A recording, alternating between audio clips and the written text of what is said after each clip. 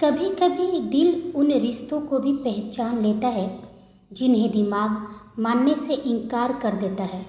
और आज मन्नत उसी सच के सामने खड़ी थी जहां उसका दिल बार बार वेदांश की तरफ खींच रहा था, लेकिन दिमाग उसे सिर्फ एक अजनबी कह रहा था। तो चलिए आज की कहानी शुरू करते हैं। मन्नत एक जुनून भाग 17। वेदांश की कार तेजी से आकर राठौर मेंशन के पोर्च में रुकी। कार का दरवाज़ा खुला और अगले ही पल वेदांश बाहर उतरा। ब्लैक सूट, ठंडी आंखें, चेहरे पर ऐसा सन्नाटा जिसे देखकर ही समझ आ रहा था कि उसके अंदर कितना बड़ा तूफान चल रहा है। वह धीमे मगर भारी कदमों से मेंशन के अंदर दाखिल हुआ। पूरा हॉल खामोश था। नौकर तक सांस रोककर खड़े थे क्योंकि खबर अब यहाँ भी पहुँच चुकी थी। मन्नत लौट आई है। जैसे ही नूतन जी की नज़र वेदांश पर पड़ी, वह तुरंत उसकी तरफ बढ़ी। उनके चेहरे पर बेचैनी साफ थी। वेद, ये सब क्या सुन रहे हैं हम? क्या सच में वो लड़की वापस आ गई है? क्या मन्नत लौट आई है? उनकी आवाज़ में घबराहट भी था और डर भी। सावित्री जी और ओम जी की नज़रें भी वेदांश पर टिकी थी। सब उसी के जवाब का इंतजार कर रहे थे। वहीं थोड़ी दूर खड़ी सालू का पूरा शरीर जर हो चुका था। उसकी उंगलियां उसके सूट में कस चुकी थी। दिल इतनी तेज धड़क रहा था जैसे अभी बाहर निकल आएगा। उसके कान सिर्फ एक बात सुनना चाहते थे कि ये सब झूठ है, सिर्फ अफवाह है। लेकिन वेदांश चुप था। उसकी गहरी नज़रें सीधे सालू के चेहरे पर जाकर टिक गई। उसकी आंखों में उतरता डर, नमी, बेचैनी, सब कुछ उसने एक पल में पढ़ लिया हो। सालू ने घबराकर अपनी पलकें झुका ली। तभी नूतन जी की आवाज़ फिर गूंजी, आप कुछ बोल क्यों नहीं रहे वेद? क्या सच में वो लड़की लौट आई है? अंगद जी बता रहे थे कि वो राठौर एंटरप्राइजेज में थी। इतना सब हो गया और अपने घर में किसी को बताना भी जरूरी नहीं समझा। उनका चेहरा अब सख्त हो चुका था।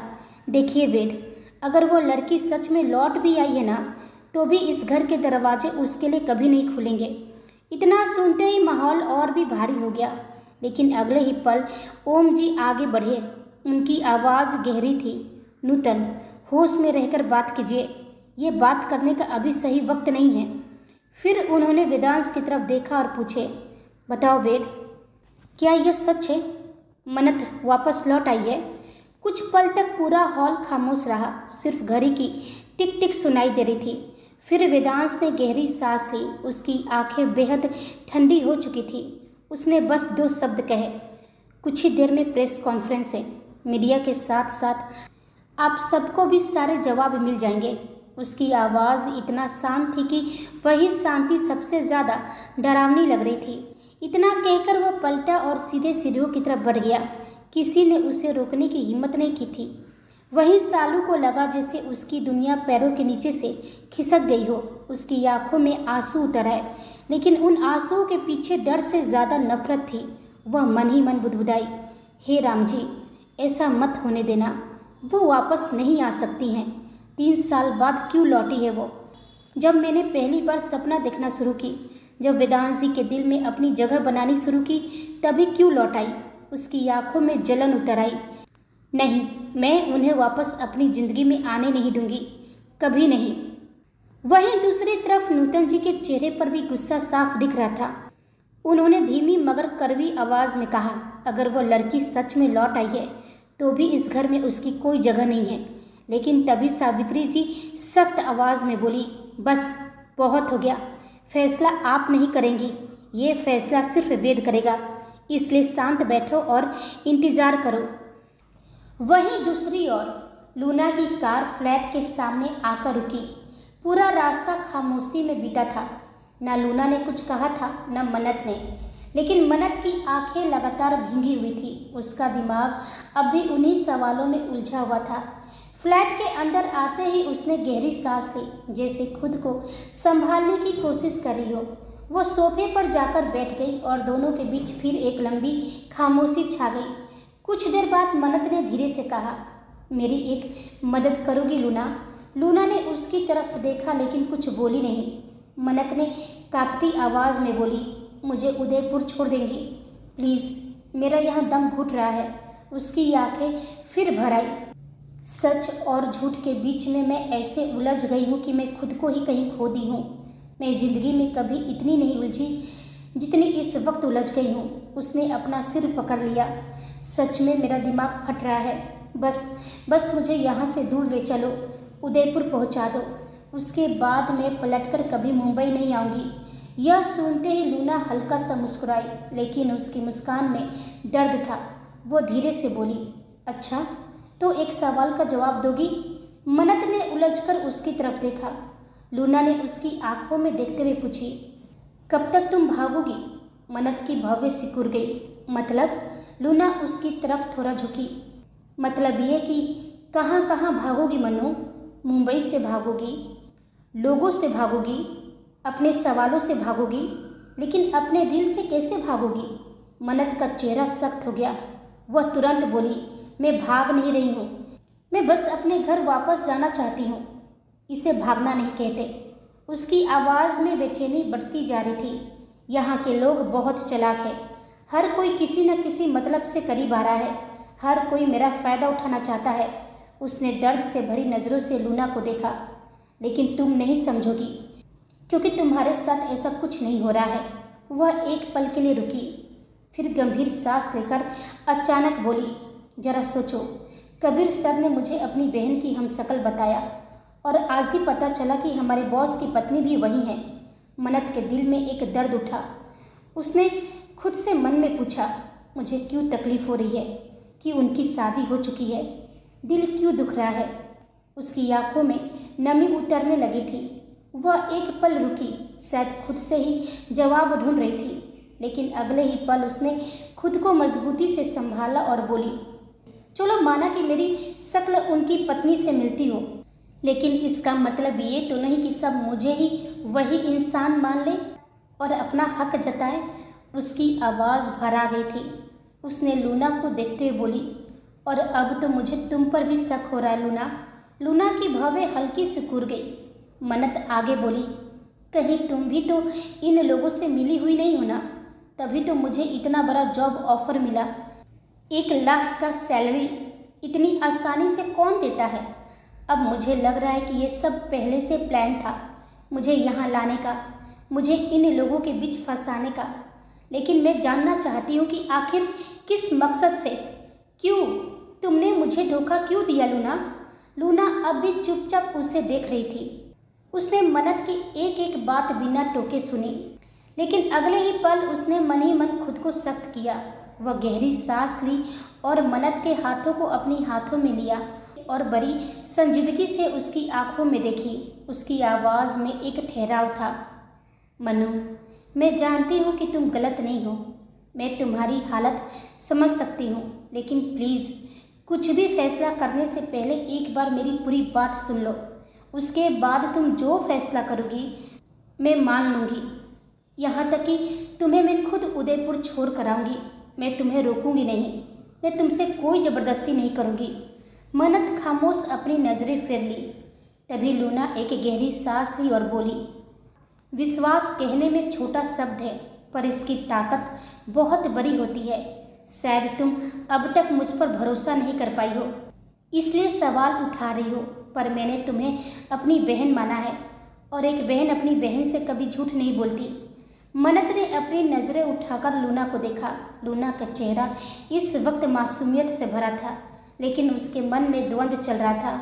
सॉरी क्वीन, अब मैं जो भी बोलूँगी उस पर झूठ की एक परत होगी, ताकि आपके दिमाग पर बोझ ना पड़े और आपका दिल इस सच को मान ले, क्योंकि इस वक्त किंग को आपकी ज़रूरत है, वरना दुश्मन जीत जाएगा और आप दोनों की मोहब्बत हार जाएगी।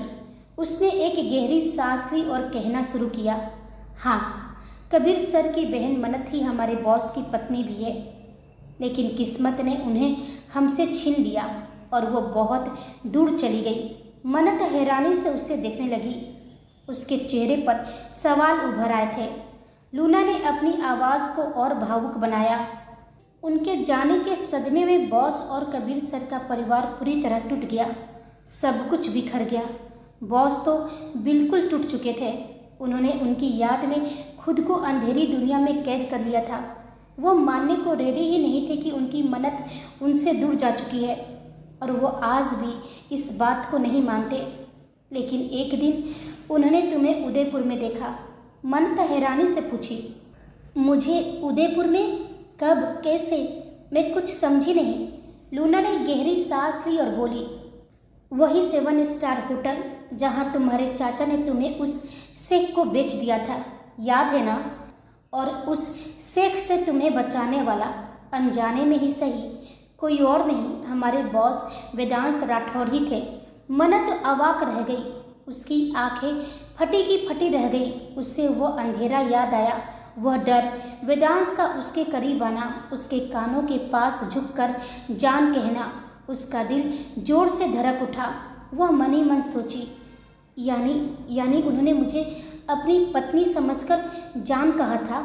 वो खुशबू, वो परफ्यूम उनकी ही थी जो मुझे बार बार अपने आसपास महसूस हो रही थी। उसका दिल जोर जोर से धड़कने लगा। हे माता रानी, जिनके लिए दुआ मांगा था वो शख्स मेरे बॉस है।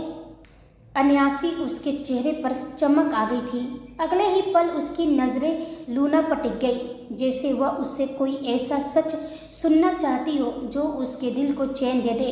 उसके अंदर बेचैनी बढ़ने लगी। लूना का दिल एक पल के लिए किया कि वो अभी इसी वक्त सब सच बता दे कि वही मन्नत है, वही वेदांश की पत्नी है। लेकिन वह जानती थी कि दिल इस एहसास को सच मानना चाहता है, लेकिन दिमाग उस सच के पीछे भागेगा और मन्नत फिर से अपने दिमाग पर जोर देने लगेगी। हालांकि मन्नत खुद कोशिश नहीं करती थी, उसका दिमाग अपने आप उन शब्दों को पकड़ने लगता था जो उसे कहीं अंदर से जाने पहचाने लगते थे, और फिर वही दर्द, वही अंधेरा कुआं उसे अपनी तरफ खींचने लगेगा और फिर उसे एक असहनीय दर्द से गुजरना होगा। लूना ने मन ही मन कहा, मुझे बस आपको उस सच के करीब ले जाना है जो आपका दिल महसूस करता है और जिसे आपका दिमाग मानना नहीं चाहता। वह तुरंत खुद को संभाली और जल्दी से बोली, लेकिन बाद में हमारी इन्फॉर्मेशन से पता चला कि तुम उनकी पत्नी नहीं हो, सिर्फ उनकी हमशक्ल हो। जैसे यह शब्द मन्नत के कानों तक पहुँचे, वह हैरानी से लूना को देखने लगी। लूना ने गहरी सांस लेकर कहा, हाँ मनु, तुम उनकी हमशक्ल हो, उनकी पत्नी नहीं। यह सुनते ही मन्नत के दिल में एक तीखी कसक उठी, जैसे किसी ने उसे हकीकत का कड़वा घूंट पिला दिया हो।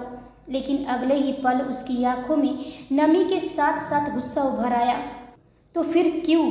उसकी आवाज़ कांप गई। जब पता था कि मैं उनकी पत्नी नहीं हूँ तो इतना सारा ड्रामा क्यों? नौकरी, 1 लाख की सैलरी, कॉन्ट्रैक्ट पेपर, ये कहना कि 24 घंटों 7 दिन मुझे उनके लिए काम करना होगा, जहाँ बुलाएंगे वहाँ जाना होगा, जो कहेंगे वो करना होगा, ये सब क्यों? लूना कुछ पल चुप रही। मन्नत की आवाज़ में करवाहट उतर आई। अब समझी, सब समझ में आ रहा है मुझे। होटल में खाना खिलाने के पीछे भी उनका कोई गंदा इरादा ही था। पत्नी ना सही तो उसकी हमशक्ल ही सही, है ना? लूना कुछ पल चुप रही, फिर धीरे से बोली, नहीं, उनका कोई गंदा इरादा नहीं था मन्नू।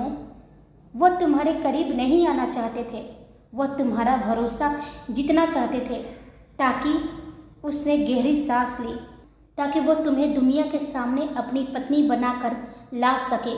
यह सुनते ही मन्नत का चेहरा और भी ठंडा पड़ गया। उसने गुस्से से कहा, और ये सब सोचने का हक उन्हें किसने दिया लूना? लूना की आंखें गहरी हो गई। वह बोली, उनकी माँ की हालत ने, जो इस वक्त कोमा में है, उनके अपनों के टूटे हुए हालात ने, और उनके उस दिल ने जो 3 साल से सिर्फ एक ही इंसान के लिए जिंदा है। उसकी आवाज़ से कमरे में कुछ पल के लिए खामोशी छा गई। मन्नत ने सख्त आवाज़ में पूछा, तो इससे सच नहीं बदल जाएगा कि वे लोग सिर्फ मेरा इस्तेमाल करना चाहते थे क्योंकि मेरी शक्ल उनकी पत्नी से मिलती है? लूना एक पल के लिए ठहरी, फिर वह बेहद गंभीर होकर बोली, ऐसा नहीं है मन्नू, बिल्कुल भी ऐसा नहीं है। माना कि हमने तुमसे सच छुपाया, गलत है, बहुत गलत है, लेकिन इसका ये मतलब नहीं कि बॉस का इरादा गलत है। जरा खुद से पूछो कि जिन्हें तुम ठरकी कहती हो, क्या वो सच में वैसे इंसान लगते हैं? मन्नत चुप हो गई। तभी लूना उसकी आंखों में देखते हुए बोली, होटल में उनके साथ खाना खाया था ना तुमने। अगर उनका इरादा गलत होता तो क्या तुम उन्हें रोक पाती? मन्नत की पलकें हल्की कांपी, लेकिन वो खामोश रही। लूना ने आगे कहा, चलो, उस वक्त तुम होश में थी, लेकिन उनकी गाड़ी में तुम गहरी नींद में सो गई थी। अगर उनका इरादा सच में गलत होता तो क्या तब भी तुम खुद को बचा पाती? मन्नत की नज़रें झुक गई, उसके होंठ हल्के हल्के कांपने लगे। तभी लूना ने धीमे लेकिन गहरे स्वर में कहा, उनका कोई गंदा इरादा नहीं है, बल्कि मजबूरी है, क्योंकि तुम सिर्फ मन्नत की हमशक्ल नहीं हो, तुम दोनों टूटे हुए परिवारों की आखिरी उम्मीद हो। मन्नत हैरान होकर उसे देखने लगी। वो धीरे से फुसफुसाई, उम्मीद? लूना ने कहा, हाँ, और इसी उम्मीद की वजह से बॉस बस तुम्हारा भरोसा जीतना चाहते थे, ताकि तुम उनकी मदद करने के लिए मान जाओ। इसे इस्तेमाल करना नहीं कहते मनु, मदद मांगना कहते हैं। हम तुम्हें ये सच बताना चाहते थे, लेकिन उससे पहले जैस्मिन ने तुम्हें देखा और उसने तुम्हें लेडी बॉस समझकर पुरानी बातें करना शुरू कर दी। फिर अचानक लूना जैसे कुछ सोचकर रुकी। उसने अनजान बनते हुए पूछा, लेकिन एक मिनट, अगर जैस्मिन तुम्हें कोई और समझकर बातें कर रही थी तो उसकी बातों ने तुम्हें इतना ट्रिगर क्यों किया? मन्नत का चेहरा सफ़ेद पड़ गया। लूना ने उसकी आंखों में झांकते हुए कहा, तुम बेहोश क्यों हो गई थी? होश में आने के बाद तुमने ये क्यों कहा कि मैं बहुत उलझ गई हूँ? उसकी बातें मुझे अंदर तक हिला रही है। ऐसा क्यों हुआ मन्नू? उसकी बातें तुम्हें क्यों तोड़ रही थी? मन्नत की सांसें अटक गई, उसकी मुट्ठियाँ कस गई थी। लूना की आवाज़ अब बेहद धीमी थी, क्या तुम भी हमसे कुछ छुपा रही हो? वहीं दूसरी ओर वेदांश आईने के सामने खड़ा था। उसकी उंगलियां बड़ी नफासत से टाई की गांठ बांध रही थी, लेकिन उसकी नज़रें अपने ही अक्स में उतरकर अपनी रूह को टटोल रही थी। चेहरा पत्थर की तरह सख्त और भावशून्य था, लेकिन उसके अंदर जज्बातों का एक ज्वालामुखी धधक रहा था। उसने अपनी कोट की कॉलर ठीक की और आईने में देखते हुए मध्यम मगर एक वजनी आवाज़ में खुद से कहा, सुना है कि प्यार में कायनात पलटने की ताकत होती है। एहसास अगर सच्चा हो तो मौत भी रास्ता छोड़ देती है। आज फैसला मेरी मोहब्बत और आपकी यादों के बीच है जान। उसने अपनी घड़ी पहनी और मुट्ठी कस ली।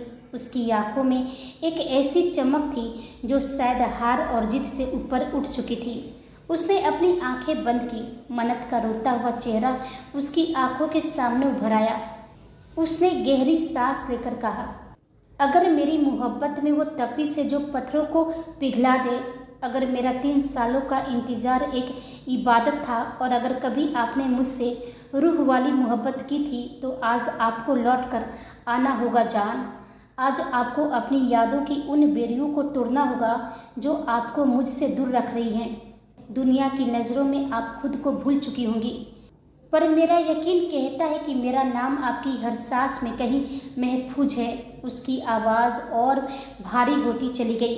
उसने कसकर अपनी आंखें बंद कर ली, और जब उसने अपनी आंखें खोली तो वो आंखें बहुत खतरनाक हो गई। मैं आपको दुनिया से बचा लूँगा, हर दुश्मन से, हर दर्द से, लेकिन अगर आज भी आपका दिल मुझे पहचान नहीं पाया तो आपका वी हमेशा के लिए मिट जाएगा। कमरे में खामोशी फैल गई। उसने आईने पर हाथ रख दिया जैसे सामने मन्नत खड़ी हो। मैंने आपको जाने दिया ताकि आप अपनी मर्जी से लौट सके। आज आप हर डर, हर झूठ, हर टूटी हुई याद सबको तोड़कर मेरे पास आओगी। आज इम्तिहान सिर्फ आपका नहीं, मेरे जुनून का भी है। देखना बस ये है कि आपकी वो यादें ज़्यादा ताकतवर है जो आपको मिटाने पर तुली हुई है, या मेरा वो इश्क जो आपको वापस पाने की जिद पर आ रहा है।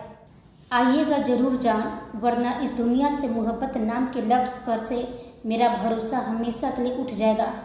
क्योंकि जिस मोहब्बत को अपनी ही रूह पहचान न सके, वो मोहब्बत नहीं, सिर्फ एक झूठा एहसास होती है।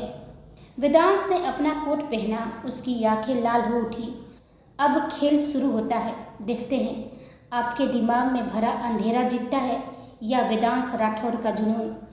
और फिर वह पूरे रौब के साथ कमरे से बाहर की ओर कदम बढ़ा दिया। वहीं कॉन्फ्रेंस रूम का माहौल हर गुजरते सेकंड के साथ भारी होता जा रहा था। हर कैमरा दरवाजे पर टिका था, हर रिपोर्टर्स की उंगलियां माइक पर कस चुकी थी। सबको सिर्फ एक इंसान का इंतजार था, वेदांश राठौर। तभी कॉन्फ्रेंस रूम का दरवाज़ा धीरे से खुला और खुलते ही जैसे पूरे कमरे का तापमान अचानक गिर गया। जो रिपोर्टर्स कुछ सेकंड पहले तक आपस में फुसफुसा रहे थे, अब एकदम शांत हो गए, क्योंकि सामने वो आदमी आ चुका था जिससे सवाल करना आसान था, लेकिन उसके जवाब झेलना नहीं। वेदांश के चेहरे पर हमेशा की तरह वही ठंडा मास्क था, न गुस्सा, न बेचैनी, न कोई घबराहट। वह धीमे और स्थिर कदमों से स्टेज तक आया और चेयर पर बैठ गया। उसकी दाईं तरफ कबीर और बाईं तरफ मयंक बैठ चुके थे। वहीं राठौर मेंशन और शेखावत मेंशन दोनों जगह टीवी स्क्रीन पर सबकी नज़रें जमी हुई थी। सबका दिल बेचैन था। शेखावत मेंशन में भी खबरें अब तक पहुंच गई थी। सभी के चेहरे पर बेचैनी और दर्द साफ झलक रहा था। वहीं सालू मन ही मन यही प्रार्थना करी थी, कह दीजिए कि मन्नत वापस नहीं आई है वेदांश जी, कह दीजिए कि सिर्फ गलतफहमी है। लेकिन वेदांश का चेहरा देखकर कोई कुछ समझ नहीं पा रहा था।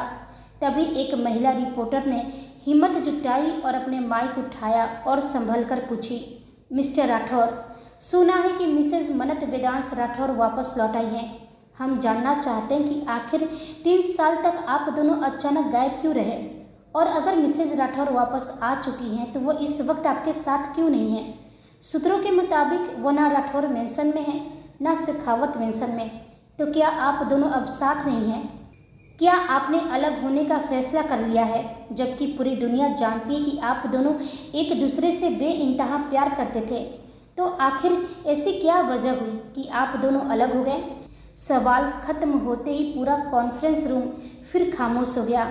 सभी की नज़रें सिर्फ वेदांश पर टिक गई, लेकिन वेदांश की आंखों में कोई हलचल नहीं थी। वह बिल्कुल स्थिर बैठा था, इतना शांत कि उसकी खामोशी ही सामने वालों की बेचैनी बढ़ा रही थी।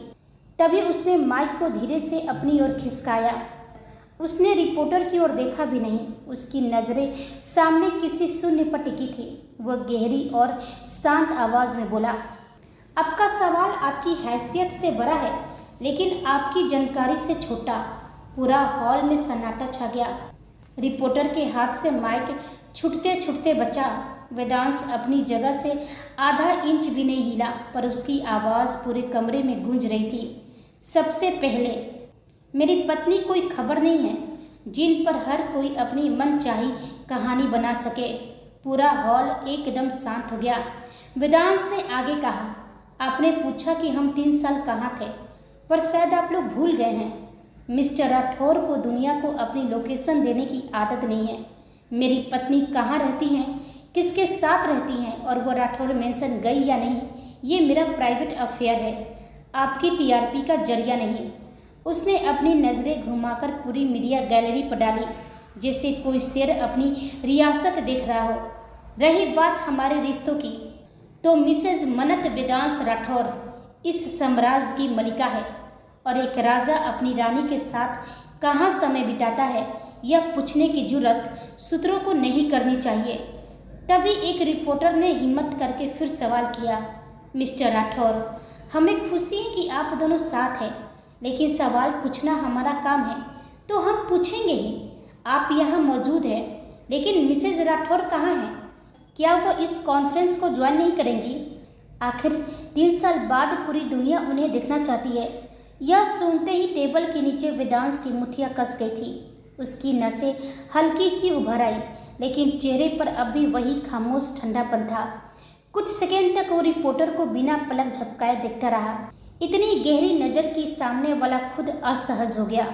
वहीं दूसरी तरफ एक अंधेरे कमरे में सिर्फ टीवी स्क्रीन की रोशनी चमक रही थी। स्क्रीन पर वेदांश बैठा था और ठीक सामने वो अनजान दुश्मन बैठा था, ब्लैक कपड़ों में ढका हुआ। चेहरा अब भी अंधेरे में छुपा था, बस उसकी आंखें दिख रही थी, ठंडी, जहरीली और खतरनाक। उसकी नज़रें सिर्फ वेदांश पर टिकी थी। फिर उसके होठों पर एक धीमी लेकिन डरावनी मुस्कान उभरी। वो पीछे सोफे पर टिकते हुए बोला, वाह किंग, फंसी गए ना आखिर। उसने टीवी स्क्रीन की तरफ इशारा किया। अब क्या करेगा तू?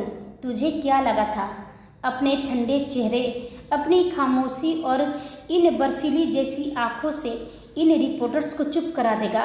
वह हल्का सा हंसा, लेकिन उसकी हंसी में पागलपन था। इनमें से आधे रिपोर्टर्स तो मेरे आदमी हैं वेदांश राठौर। एक सवाल नहीं, 100 सवाल करेंगे। अगर तू मन्नत को दुनिया के सामने लाया तो मेरे आदमी उसे सवालों से छलनी कर देंगे। उसका मानसिक संतुलन बिगड़ जाएगा। और अगर तूने उसे छुपाया तो मैं वो तस्वीरें लिख कर दूंगा जो साबित करेंगी कि मन्नत राठौर एंटरप्राइजेज में थी। फिर तुझे दुनिया एक झूठा और मकार समझेगी। तेरी साख मिट्टी और तेरी कंपनी के शेयर्स मिट्टी में मिल जाएंगे। तू चारों तरफ से घिर चुका है किंग। वो अपनी सोफे पर पीछे की ओर झुका और एक ठंडी हंसी हंसा। उसकी आंखों में जहर भरा था। तुझे अपनी मन्नत से बहुत मोहब्बत है ना? और मुझे उतनी ही नफरत है तुझसे। तुझे मज़ा आता है ना अपने दुश्मनों को फंसाना? तो अब खुद फंस और दिखा कि तू अपनी सल्तनत और अपनी मन्नत को सामने लाने से कैसे बचता है। तेरी बर्बादी ही मेरी जश्न होगी। वहीं दूसरी ओर कमरे में पसरा सन्नाटा इतना गहरा था कि मन्नत को अपनी ही तेज होती धड़कनें साफ सुनाई दे रही थी। लूना की नज़रें मन्नत के चेहरे पर गिरी थी। वह मन ही मन कह रही थी, बस एक बार अपनी जुबान से कह दीजिए कि आपको कुछ याद नहीं रहता। फिर मैं आपको उस रास्ते पर ले जाऊंगी जहां आपकी यादें आपका इंतज़ार कर रही हैं। ज़बरदस्ती से नहीं, आपकी मर्जी से। वहीं मन्नत के माथे पर पसीने की बूंदें उभर आई थी। उसके हाथ हल्के हल्के काँप रहे थे और होठ फरफरा रहे थे, जैसे वो कुछ कहना चाहती हो पर शब्द गले में ही फंस गए हो। लूना ने धीरे से आगे बढ़कर मन्नत के ठंडे हाथों को अपने हाथों में लिया और बेहद नरमी से बोली, मैं समझ सकती हूँ मन्नू, इस वक्त तुम्हें सब कुछ झूठा और मतलबी लग रहा होगा। शायद तुम मुझ पर अभी भी भरोसा नहीं कर पा रही हो, पर यकीन मानो मैं तुम्हें हमेशा अपनी छोटी बहन ही समझा है। मन्नत ने अपनी नज़रें झुका ली। लूना ने उसे और करीब से देखते हुए अपनी बात जारी रखी। ठीक है, तुम कुछ नहीं बताना चाहती तो मत बताओ, लेकिन तुमसे एक गुजारिश है। बस एक बार अपने दिल पर हाथ रखकर पूछो, क्या तुम्हें नहीं लगता कि तुम्हें बॉस की मदद करनी चाहिए? देखो, प्रेस कॉन्फ्रेंस शुरू हो गई है। वेदांश राठौर कोई आम इंसान नहीं है। वह एक वर्ल्ड बिजनेस टाइकून है। उनकी एक खबर से शेयर मार्केट हिल जाता है। मन्नत की मुठ्ठियाँ कस गई। वह लूना की एक एक बात को अपने अंदर उतरते हुए महसूस कर रही थी। लूना ने गहरी सांस ली और इस बार गंभीर होकर बोली, अगर तुम आज वहाँ नहीं गई तो दुनिया उन्हें झूठा साबित कर देगी। उनके राइवल को उन्हें बर्बाद करने का मौका मिल जाएगा। लोगों ने तुम्हें राठौर एंटरप्राइजेज में देख लिया है। उन्हें लगता है कि तुम कबीर सर की बहन और बॉस की पत्नी हो। कोई नहीं मानेगा कि तुम हमशक्ल हो। उनसे दुनिया सबूत मांगेगी और अगर सबूत नहीं मिला तो बॉस की इज्जत के साथ साथ उनकी पूरी कंपनी बर्बाद हो जाएगी। मन्नत ने गहरी सांस ली। उसकी आंखों में दर्द साफ था। सच तो यह है लूना कि असल में मैं कौन हूँ मुझे खुद ही नहीं मालूम। लूना चुपचाप उसे देख रही थी। मन्नत धीमी आवाज़ में बोली, मेरे पास सिर्फ पिछले 3 सालों की यादें हैं। उससे पहले सब कुछ मिट चुका है। अम्मू ने ही मुझे बताया था कि मेरा नाम मन्नत है। इसके अलावा मैंने कभी उससे कुछ पूछने की कोशिश नहीं की। हालांकि उसने कई बार मुझे सच बताने की कोशिश की, लेकिन मेरा दिमाग उसे झेल नहीं पाता था। सिर दर्द से फटने लगता था। इसलिए धीरे धीरे उसने बताना छोड़ दिया और मैंने पूछना। उसकी आंखों से आंसू बह निकले। मैंने कभी अपने अतीत को ढूंढने की कोशिश इसलिए नहीं की क्योंकि मेरा दिमाग सच बर्दाश्त ही नहीं कर पाता है। जो था उसे ही सच मान लिया। लूना सब जानती थी, लेकिन इस वक्त वह बिल्कुल अनजान बैठी थी। वह चाहती थी कि मन्नत खुद अपनी हर उलझन उसके सामने खोल दे। मन्नत ने कांपती आवाज़ में कहा, जब भी कोई ऐसा शब्द सुनती हूँ या कोई ऐसी जगह देखती हूँ जो मुझे जानी पहचानी लगती है तो मेरा दिमाग उसे पहचानने की कोशिश करने लगता है। कुछ धुंधली तस्वीरें आती हैं, मैं उन्हें पकड़ने की कोशिश करती हूँ, लेकिन फिर सिर में इतना दर्द होता है कि सब छोड़ना पड़ता है और आखिर में मैं बेहोश हो जाती हूँ। कुछ पल के लिए वो रुकी। उसकी पलकें भीग चुकी थी। पहले तो मैं कभी कभी सोचती थी लूना कि अगर मेरा सच में कोई परिवार होता तो क्या वे लोग मुझे ढूंढते नहीं। उसकी आवाज़ टूट गई। लूना की उंगलियां हल्का सा कांप गई। वो कहना चाहती थी, तुम्हारा परिवार है मन्नत, बहुत बड़ा परिवार है, जो 3 साल तक तुम्हें पागलों की तरह ढूंढता रहा, जिसने हर शहर, हर रास्ता, हर उम्मीद खंगाल डाली। वहीं मन्नत ने मन ही मन खुद से बोली, काश मैं ही असली मन्नत होती। काश सच में उनकी पत्नी होती तो शायद दिल को इतना दर्द नहीं होता। लेकिन अगर मैं सच में उनकी पत्नी होती तो लूना मुझे सच बताती। बॉस मुझे यूँ जाने के लिए क्यों कहते? अगर सच में उनकी पत्नी होती तो इतना बड़ा बिजनेस टाइकून अपनी पत्नी को ढूंढने की कोशिश नहीं करते। इसका मतलब साफ है, मैं सिर्फ उनकी पत्नी की हम शकल हूँ।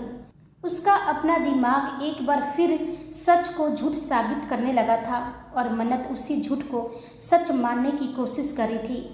फिर उसने धीरे से कहा, इसलिए मैं बहुत डरती हूँ लूना। मैं किसी को नहीं बताती कि मेरी यादें चली गई हैं। मैं नहीं चाहती कि कोई मेरा फ़ायदा उठाए। यह बात सिर्फ अम्मू, चाचा, चाची और अब तुम जानती हो। बाकी दुनिया के लिए मैं बिल्कुल नॉर्मल हूँ। ये कहते हुए वो चुप हो गई। उसके चेहरे पर टूटन साफ दिखाई दे रही थी। लूना ने धीरे से उसके हाथ अपने हाथ में लिए और बेहद शांत आवाज़ में बोली, तो फिर ये तो और भी अच्छी बात है। मन्नत हैरानी से उसे देखने लगी। लूना हल्का सा मुस्कुराई। सोचो ना, शायद किस्मत और तुम्हारी माता रानी यही चाहती हैं। मतलब? मन्नत की आवाज़ उलझी हुई थी। मतलब ये कि दिमाग का खेल छोड़ो, दिल की सुनो। पास्ट तो वैसे भी तुम्हें याद नहीं। तुम्हारे पास खोने के लिए कुछ नहीं है, लेकिन पाने के लिए शायद बहुत कुछ है। मन्नत बस उसे देखती रही। लूना ने मुस्कुराते हुए कहा, तुम बार बार अपने सच को पकड़ने की कोशिश करती हो और हर बार टूट जाती हो। तो इस बार कोशिश मत करो। बस बहो, जिंदगी को जहाँ ले जाना है जाने दो। फिर वह थोड़ा झुककर बोली, एक पल के लिए यह मानकर तो देखो कि तुम हमारे बॉस की पत्नी हो, कोई हम शकल नहीं। यह सुनते ही मन्नत की धड़कनें तेज हो गई। तभी लूना ने कहा, एक नई शुरुआत करो, नई यादें बनाओ, नई जिंदगी जीकर देखो। हो सकता है कि इसी रास्ते पर चलते चलते तुम्हें तुम्हारा खोया हुआ सच भी मिल जाए, बिना दर्द के, बिना टूटे। मन्नत की आंखें भर आई थी। लूना ने उसके हाथ दबाए और बोली, अगर तुम इतना भी नहीं सोच सकती तो सिर्फ इतना सोचो कि जिस इंसान ने तुम्हारी इज्जत बचाई, तुम्हारी जिंदगी बचाई, आज वो खुद टूटने के कगार पर खड़ा है। तुम मान लो कि बस तुम उनका एहसान चुका रही हो। वहीं दूसरी ओर वेदांश ने एक पल के लिए उस रिपोर्टर की आंखों में देखा, ऐसी नज़र जिससे सामने वाले के माथे पर पसीना आ जाए। फिर उसने चेहरे पर एक बहुत ही हल्की, तिरछी और जानलेवा मुस्कान लाई। वह एकदम शांत पर भारी आवाज़ में बोला, आपको तसल्ली चाहिए मिस्टर राठौर, अब न्यूज़ चैनलों की तसल्ली के लिए अपनी पत्नी की नुमाइश करेंगे? क्या आपको वाकई लगता है कि मेरा वजूद इतना हल्का है कि मैं आपके एक सवाल पर अपनी पत्नी को कैमरे के सामने खड़ा कर दूं? पूरे हॉल में सन्नाटा ऐसा था कि घड़ी की टिक टिक भी सुनाई दे रही थी। वेदांश थोड़ा आगे झुका और सीधे रिपोर्टर्स की आंखों में झांककर बोला, मिसेज मन्नत यहाँ हैं क्योंकि मैं यहाँ हूँ। वह मेरी ताकत है, मेरा तमाशा नहीं। और जहाँ तक उन्हें देखने की बात है तो इंतज़ार का अपना एक मज़ा होता है। मिसेज मन्नत वेदांश राठौर तभी सामने आएंगी जब मैं चाहूँगा, ना कि जब आप पूछेंगे। तो इसलिए तसल्ली से इंतज़ार कीजिए। उसकी बातें सुनकर सारे रिपोर्टर्स की आवाज़ बंद हो गई थी। तभी वेदांश के फ़ोन पर एक वाइब्रेशन हुआ। उसने स्क्रीन देखी। लूना का मैसेज था, king C is ready. Vedansh के चेहरे पर एक विजेता वाली चमक आई। उसने माइक छोड़ा और अपनी कुर्सी से खड़ा हो गया। उसने बटन खोलकर अपना कोट सही किया और हॉल के भारी दरवाजे की तरफ मुड़ा। वह दरवाजे की ओर इशारा करते हुए कहा, आप लोगों को तसल्ली बहुत जल्दी मिल गई, क्योंकि मिसेज राठौर को भी झूठ का शोर पसंद नहीं है। अगले ही पल हॉल के दोनों बड़े दरवाजे एक झटके के साथ खुले। हजारों कैमरे के लेंस एक साथ घूमे और रिपोर्टर्स के बीच भगदड़ मच गई। लेकिन मन्नत इन सब शोर से बेखबर खड़ी थी। उसके ठीक पीछे लूना थी, जिसके चेहरे पर एक रहस्यमयी और जीत वाली मुस्कान थी। मन्नत की नजरें भीड़ में किसी को नहीं ढूंढ रही थी। उसकी आंखें सिर्फ और सिर्फ वेदांश की नज़रों से जाकर मिली। वेदांश, जो अब तक पत्थर की मूरत की तरह खड़ा था, उसकी आंखों में मन्नत को देखते ही हल्की सी नमी उतर आई। उसने एक गहरी सांस ली और मन ही मन कहा, मैं जानता था जान, आप वापस आएंगी। मेरी मोहब्बत आपको वापस खींच लाई। वहीं कबीर और मैंग के चेहरे पर भी राहत की लहर दौड़ गई थी। वहीं मन्नत का दिल जोरों से धड़क रहा था। वह मन ही मन खुद से बातें करी थी। मैं नहीं जानती कि मैं यहाँ क्यों आई हूँ। क्या वाकई लूना की बातों ने मुझे बदल दिया? नहीं, शायद मेरे दिल ने कहा कि आज आपको मेरी ज़रूरत है। आपने उस रात मेरी इज्जत बचाई थी, आज आपकी इज्जत बचाना मेरा धर्म है। मैं नहीं जानती कि यह नाटक है या हकीकत, पर अब सब कुछ माता रानी के भरोसे है। सही हो या गलत, बस अब आप मुझे थाम लीजिएगा। वेदांश ने भी बिना एक सेकेंड गवाए स्टेज से नीचे उतरा। उसके कदम तेज थे, लेकिन आंखें सिर्फ मन्नत पर टिकी थी। जैसे ही वह उसके सामने आकर रुका, पूरे कॉन्फ्रेंस रूम जैसे धुंधला पड़ गया। कैमरों की फ्लैश, रिपोर्टर्स की आवाज़, लोगों की फुसफुसाहट, सब कुछ कहीं दूर चला गया। उस पल वहाँ अगर कुछ था तो सिर्फ वेदांश और मन्नत, दो लोग जो एक दूसरे को ऐसे देख रहे थे जैसे बरसों बाद उनकी अधूरी सांसें फिर से मिली हो। मन्नत की धड़कनें बेकाबू हो रही थी। वही वेदांश मन ही मन बोला, इतनी दूर मत जाया करो जान कि ये धड़कनें चलना ही भूल जाए। वहीं राठौर मेंशन में तो जैसे सन्नाटा फट पड़ा था। टीवी स्क्रीन पर मन्नत को देखते ही नूतन जी का चेहरा तमतमा उठा। उनकी आंखों में गुस्सा साफ जल रहा था। उन्हें यकीन ही नहीं हो रहा था कि 3 साल बाद वह लड़की सच में वापस खड़ी है। वहीं दूसरी तरफ सालू, उसकी आंखें जलन, डर और नफरत से लाल हो चुकी थी। उसकी उंगलियां उसके सूट में इतनी कस गई थी कि नाखून हथेली में धंस चुके थे।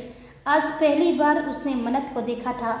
वह मन्नत जिसका नाम सुन सुनकर ही वह अंदर से जलती थी। और सबसे ज़्यादा उसे जो तोड़ रहा था वो था वेदांश की आंखों में दिखता पागलपन। जिस तरह वह मन्नत को देख रहा था, वैसे शायद उसने कभी किसी को नहीं देखा था। सालू के दिल में जैसे कुछ चटक गया। उसने मन ही मन कहा, नहीं नहीं, यह नहीं हो सकता।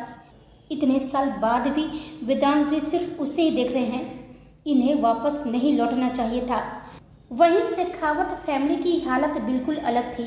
दर्द था, आंसू थे, लेकिन उन आंसुओं में राहत भी था। राजवीर जी की आंखें भर आई थी। दिव्या जी अपने होठों पर हाथ रखे रो रही थी और पंखुड़ी तो टीवी स्क्रीन को ऐसे देख रही थी जैसे बरसों बाद उसकी दुनिया लौट आई थी। केशव जी के हाथ थर थर काँप रहे थे। उनका दिल कर रहा था कि वह बस मन्नत को अपने सीने से लगा ले। वहीं कॉन्फ्रेंस रूम में वेदांश मन्नत के करीब झुका और उसके कान के पास बहुत ही मध्यम मखमली आवाज़ में कहा, चले जान। इन 2 शब्दों ने मन्नत के शरीर में एक सिहरन पैदा कर दी। उसे यह शब्द बहुत अजीब, बहुत गहरा लगा, लेकिन उसने तुरंत खुद को मानसिक रूप से झकझोरा। यह तुम्हारे लिए नहीं है मन्नू, यह उनकी पत्नी के लिए है। तुम्हें इस नाम की, इस स्पर्श की आदत डालनी होगी, पर इसे दिल से नहीं लगाना है। उसने एक गहरी सांस ली और अपना हाथ वेदांश के हाथ पर रख दिया। जैसे उसकी उंगलियों ने वेदांश की गर्म हथेलियों को छुआ, उसके पूरे शरीर में बिजली सी दौड़ गई। उसने अपनी मुट्ठी कसी और खुद को संभालते हुए स्टेज की तरफ कदम बढ़ा दिए। रिपोर्टर्स अभी संभले ही थे और माइक पर सवालों की बौछार करने ही वाले थे कि वेदांश की आवाज़ पूरे हॉल में गूंज उठी। आई थिंक अब आप लोगों के सवाल जवाब का वक्त खत्म हुआ। मुझे यकीन है कि मैंने आपके हर सवाल का जवाब दे दिया है। आपको मेरी पत्नी को देखना था, आपने देख लिया। मिस्टर राठौर की तरफ से आज के लिए इतना ही काफ़ी है। तभी कुछ रिपोर्टर्स लगातार मन्नत की तरफ बढ़ रहे थे। वेदांश की ठंडी और खतरनाक नज़रें उन पर टिकी हुई थी। वह समझ चुका था कि अगला निशाना मन्नत ही बनने वाली है। ऐसे सवाल पूछे जाएंगे जो उसकी टूटी हुई यादों को खरोच देंगे, और इस वक्त वो यह रिस्क नहीं ले सकता था। वहीं मन्नत बुरी तरह घबराई हुई थी। उसका पूरा शरीर हल्का हल्का काँप रहा था। हालांकि उसका हाथ अभी भी वेदांश की पकड़ में था, लेकिन उसकी उंगलियां डर से सख्त हो चुकी थी। उसने मन ही मन खुद से कहा, हे माता रानी, मैं यहाँ तो आ गई, लेकिन अगर इन लोगों ने मुझसे कुछ पूछ लिया तो मैं क्या जवाब दूंगी? मुझे तो इनकी पत्नी के बारे में कुछ पता भी नहीं है। हे माता रानी, प्लीज़ मुझे इनके सवालों से बचा लो। तभी एक रिपोर्टर आगे बढ़ा, मिसेज राठौर, क्या ये सच है कि? लेकिन वो अपना सवाल पूरा भी नहीं कर पाया। अगले ही पल वेदांश ने अचानक मन्नत को अपनी बाहों में उठा लिया। पूरा कॉन्फ्रेंस हॉल एक सेकंड के लिए शांत पड़ गया। मन्नत की सांस अटक गई। डर और हैरानी में उसने तुरंत अपने हाथ वेदांश के गले के चारों ओर कस दिए। उसकी बड़ी बड़ी आंखें सीधे वेदांश के चेहरे पर टिक गई थी। वेदांश ने बिना उसकी तरफ देखे बस ठंडी आवाज में कहा, इनफ। बस एक शब्द, लेकिन उस एक शब्द ने पूरे हॉल की आवाज निगल ली। फ्लैश लाइट्स लगातार चमकने लगी। कैमरों की फोकस अब सवालों से हटकर उन दोनों पर टिक चुका था, क्योंकि इस वक्त सवालों से ज़्यादा टीआरपी उस तस्वीर में थी जहां दुनिया का सबसे खतरनाक बिजनेस टाइकून अपनी पत्नी को इस तरह सीने से लगाए खड़ा था, जिससे पूरी दुनिया से छीनकर भी उसे बचा लेगा। पीछे खड़ी लूना के चेहरे पर गहरी मुस्कान आ गई। उसने धीरे से मयंक कबीर सिंह की तरफ देखकर कहा, सच में किंग के दिमाग का कोई जवाब नहीं है। उन्होंने एक पल में दुनिया का ध्यान सवालों से हटाकर जज्बातों पर मोड़ दिया। वहीं वेदांश मन्नत को सीने से लगाए लंबे और सधे हुए कदमों से हॉल से बाहर निकल गया। कबीर सिंह और मयंक ने एक सुरक्षा कवच की तरह उसे घेर लिया, ताकि कोई परछाई भी मन्नत तक ना पहुंच सके। कुछ ही पल में सभी लोग केबिन में आ गए। वेदांश ने धीरे से मन्नत को सोफे पर बैठाया। मन्नत की पलकें झुकी हुई थी। उसका दिल अभी तक तेजी से धड़क रहा था। वेदांश की गहरी नजरें लगातार उस पर ही टिकी थी और यही बात उसे अंदर तक बेचैन कर रही थी। वह मन ही मन खुद को समझाने लगी, हे माता रानी, मैं इतनी शर्म क्यों महसूस कर रही हूँ? नहीं, मुझे नॉर्मल रहना होगा। मैं सिर्फ इनकी पत्नी होने की एक्टिंग कर रही हूँ। असल में मैं इनकी सिर्फ सेक्रेटरी हूँ, बस सेक्रेटरी। मुझे भूलना नहीं है कि ये सिर्फ एक समझौता है, सिर्फ एक नाटक। वो खुद को संभालने की कोशिश ही कर रही थी कि तभी कबीर तुरंत उसके पास आकर बैठ गया। उसने मन्नत का हाथ अपने हाथों में ले लिया। उसकी आंखों में हल्की नमी थी। थैंक यू, उसकी आवाज़ भर आ गई। थैंक यू सो मच, आप वापस आ गई। मन्नत ने अपना हाथ नहीं हटाया, बस धीमे स्वर में बोली, थैंक यू किस बात का कबीर सर, मैं सिर्फ एक्टिंग कर रही हूँ। यह सुनते ही कमरे में पल भर को सन्नाटा छा गया। कबीर का चेहरा हल्का सा उतर गया। मयंक, लूना और शिव भी चुप हो गए। वेदांश ने बस गहरी सांस ली। उसे पहले से सब पता था। तभी कबीर दर्द भरी मुस्कान के साथ बोला, भले ही आपके लिए एक्टिंग हो, लेकिन अब से हमारी और दुनिया की नज़रों में आप मेरी बहन और वेद की पत्नी हैं। मन्नत की आंखों में फिर वही उलझन उतर आई। उसने कहा, प्लीज़ आप लोग मुझसे ज़्यादा उम्मीद मत रखिए। उसने धीरे से कहा, क्योंकि एक दिन ये नाटक खत्म होगा और मुझे यहाँ से जाना होगा।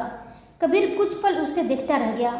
वो चाहता तो बहुत कुछ कह सकता था, लेकिन सच कहने का मतलब होता मन्नत को फिर उसी दर्द में धकेलना।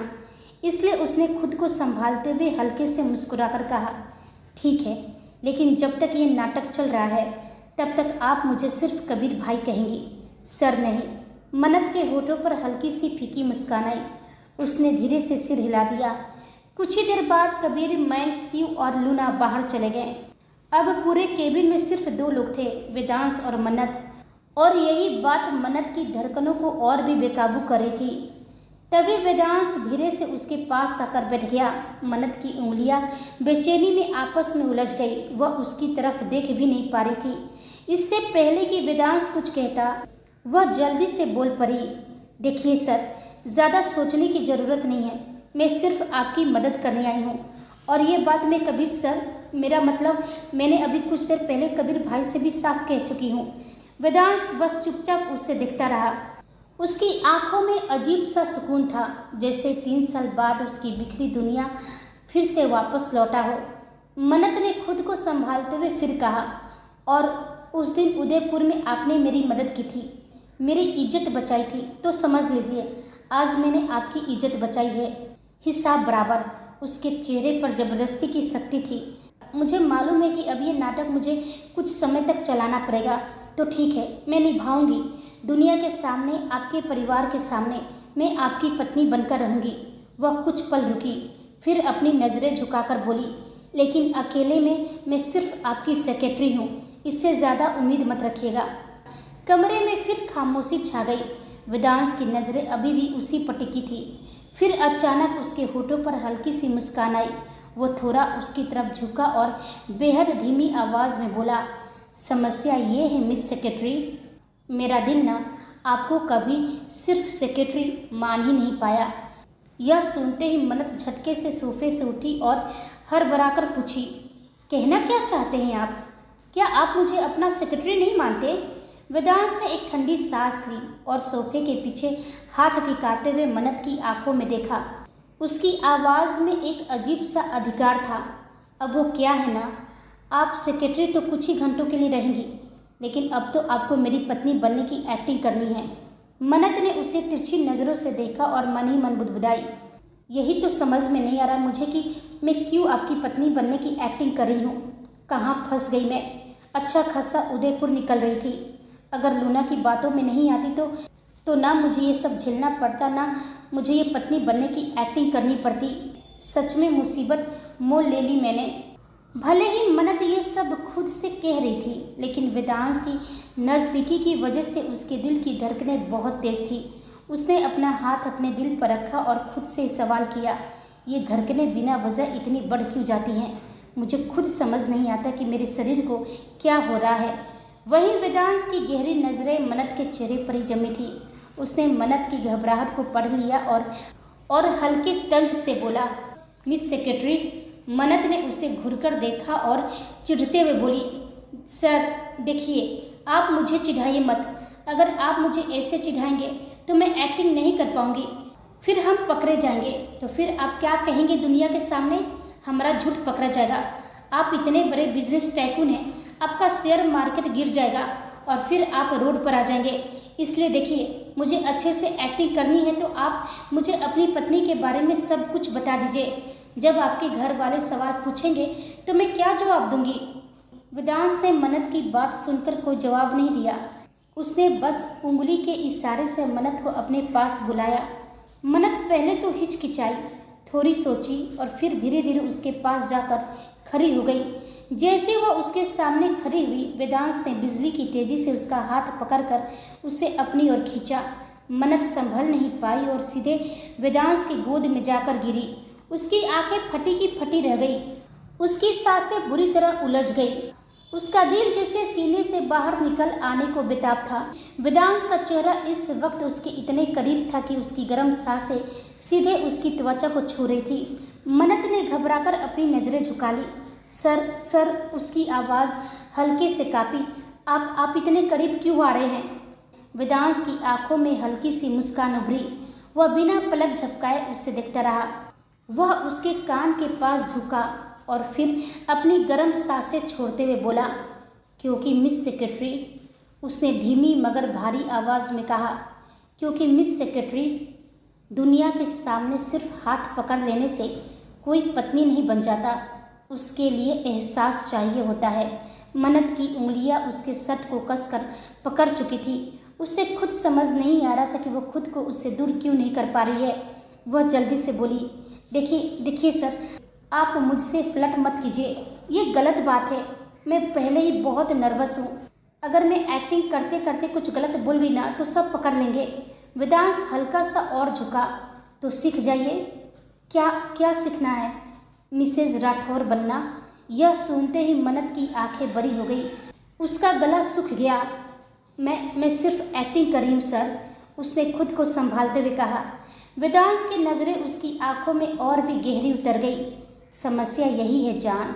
उसकी आवाज़ बेहद धीमी थी। जान शब्द से ही मन्नत की धड़कनें और तेज हो गई थी। वह तुरंत उसकी गोद से उठने लगी, लेकिन वेदांश ने उसकी कमर पर पकड़ थोड़ी और मजबूत कर दी और मखमली आवाज़ में बोला, आपको अपनी पत्नी के बारे में बताना चाह रहा हूँ, तो उसके लिए आपको मेरे करीब आना होगा ना? क्योंकि अगर आप मेरी पत्नी को जानना चाहती हैं तो उसके लिए आपको मेरे रूप में उतरना होगा, मेरी रूह को महसूस करना होगा। क्योंकि मेरी पत्नी को वही समझ सकता है जो मेरी रूह को समझेगा। मन्नत का दिल अब बेकाबू होकर धड़क रहा था। उसकी धड़कनें इतनी तेज थी कि वेदांश उन्हें साफ महसूस कर सकता था। उसकी सांसें गहरी हो गई थी। इस वक्त वेदांश का चेहरा बिल्कुल उसके करीब था, इतना करीब कि उन दोनों के बीच से हवा का गुजरना भी मुश्किल लग रहा था। मन्नत को समझ नहीं आ रहा था कि वह इस आकर्षण से कैसे बचे, क्योंकि वेदांश की आंखें उसे एक्टिंग करने का मौका ही नहीं दे रही थी। उसके चेहरे पर उलझन और परेशानी साफ झलकने लगी थी। तभी वेदांश उसके कान के पास एक बार फिर झुकते हुए कहा, और आपका पनिशमेंट अभी बाकी है जान। यह सुनकर मन्नत की आंखें हैरानी से फैल गई और वह घूरकर वेदांश को देखने लगी। वहीं वेदांश के चेहरे पर एक कातिलाना मुस्कान थी, जैसे कि उसके दिमाग में कुछ और ही चल रहा हो। तो दोस्तों, आज का एपिसोड यहीं ख़त्म होता है। अगले एपिसोड में देखेंगे अब इनकी कहानी अब क्या मोड़ लेगी। क्या होगा जब मन्नत राठौर मेंशन जाएगी? क्या धीरे धीरे उसकी यादें वापस आएगी? तो मिलते हैं अगले एपिसोड में। आप सभी को मेरी कहानी सुनने के लिए धन्यवाद।